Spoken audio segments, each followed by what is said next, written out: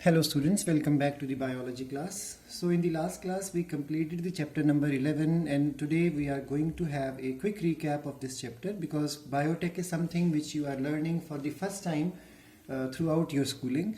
So we learned that in this chapter of biotechnology and principles and processes, we understood about the principle and then the various tools which are required, especially the enzymes and the vector required. And we also learned at the last the various steps of the use of these tools as well as the vector. We learned that biotechnology term was coined in 1917 by the Hungarian engineer Carl Ericke.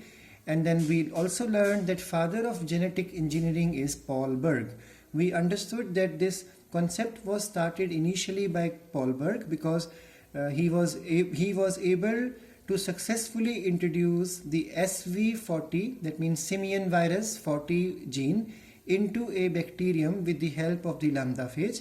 But when we refer NCERT, we learned that it talks about that Cohen and Boyer were successfully able to introduce a piece of gene from Salmonella typhimurium from its plasmid. The gene was responsible for antibiotic resistance and it was cut out and transferred into the plasmid of the E. coli. So this concept was started according to NCERT by Cohen and Boyer. We learned that biotechnology has a broad meaning. According to the European Federation of Biotechnology, it includes both the classical or the old or traditional biotechnology as well as the modern, that is the genetic engineering. So when we talk about alcohol formation, yogurt formation, bakery, brewery, even plant breeding, animal breeding, all these concepts include techniques which are used in the living organism. So they are part of biotechnology. And we learned that asexual reproduction retains the qualities, sexual reproduction brings variation. But we also learned that the plant breeding and animal breeding includes transfer of the gametes.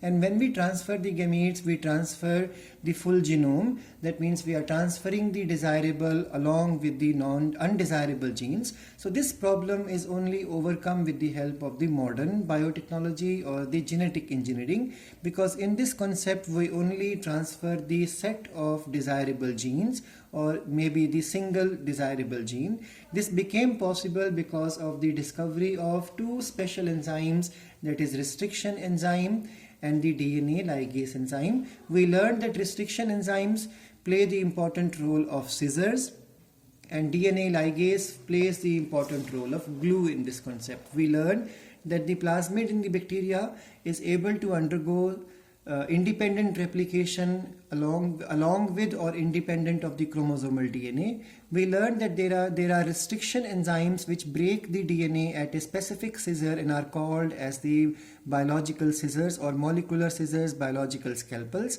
We also understood that how the gene of interest was transferred by Stanley Cohen and Herbert Boyer in 1972.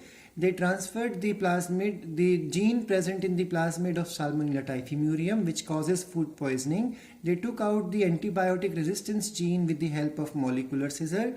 They cut it out and joined with the vector. Vector is the plasmid of the E. coli. And now the plasmid has turned into a vector and transferred back into E. coli. So E. coli became a genetically modified microorganism. We learned that the various tools involved in the genetic engineering or rDNA technology includes especially the enzymes. So first enzymes which we need are the lysing enzymes, because we have to break open the bacterial cell wall or the plant cell wall, otherwise the fungal cell wall, for example rhizopus cell wall. So we will be using lysosome, cellulase or chitinase respectively, followed by treatment with protease, RNase and lipase, so that only DNA is left with us. Now once the DNA is extracted, it has to be broken into fragments because it's a very long piece of DNA. So we learned that there are cleaving enzymes, and cleaving enzymes are of three types: exonuclease, endonuclease and restriction endonuclease. We learned that exonuclease breaks at the corners, maybe the 5-terminal or the 3-terminal, and it works on the single strand of the duplex and it does not cut the RNA.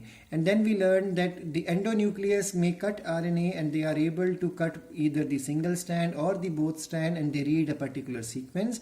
But The restriction enzymes are those which read a particular sequence and cut also in that sequence only and create either sticky ends or create the blunt ends. We learned that the restriction enzymes are of three types, and the one which we use in biotechnology is the type 2, because it is able to utilize no energy. It does not utilize energy, but only you needs the presence of magnesium ion and recognize and cut the specific sequence only. We even understood the nomenclature of the restriction enzymes. We learned that the first alphabet in the name is in capital and it represents the genus. The next two letters are small and they are picked up from the next the species of that microorganism. The fourth letter is also, it could be in capital or in the small and represents the strain.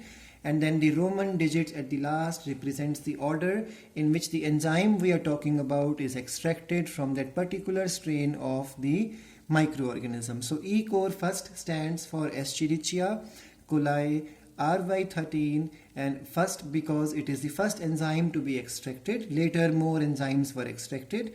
We also learned about the recognition sequence or palindromic sequence of the E core first. It reads from 5' to 3' direction as GAATTC, and it always cleaves away from the center. It always cleaves in a particular place that is between G and A. So it breaks the one bond out of the phosphodiester bond, and that bond is between the sugar and phosphate. We did this much